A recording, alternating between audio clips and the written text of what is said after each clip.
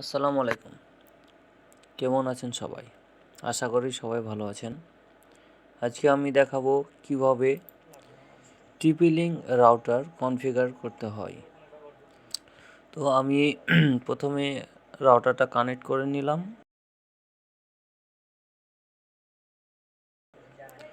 Connect করার পরে আমি এখন ক্রোমে যাব। ক্রোমে যাওয়ার পর এখানে সার্চ করব TP-Link রাউটার IP 192.168.0.1 দিয়ে আমি সার্চ করলাম।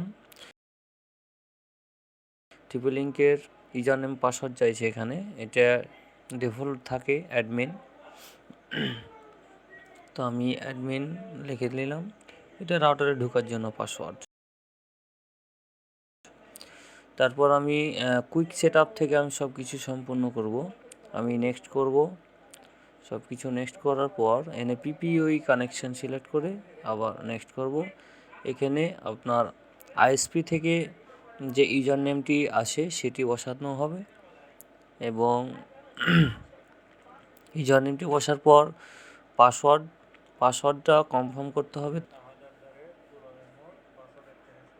তো আমি কনফার্ম করলাম। এবার হচ্ছে যে ওয়্যারলেস মানে রাউটারের যে নাম থাকে সেই নামটা দিব। আগে TP-Link ছিল ডিফল্টভাবে, এখন আমি নামটা চেঞ্জ করলাম এবং রাউটারের পাসওয়ার্ড যেটা দিয়ে আপনি কানেক্ট করবেন সেই পাসওয়ার্ডটা দিয়ে দিলাম। এই ছিল কুইক সেট আপ থেকে সহজ পদ্ধতিতে একটি কনফিগারেশন।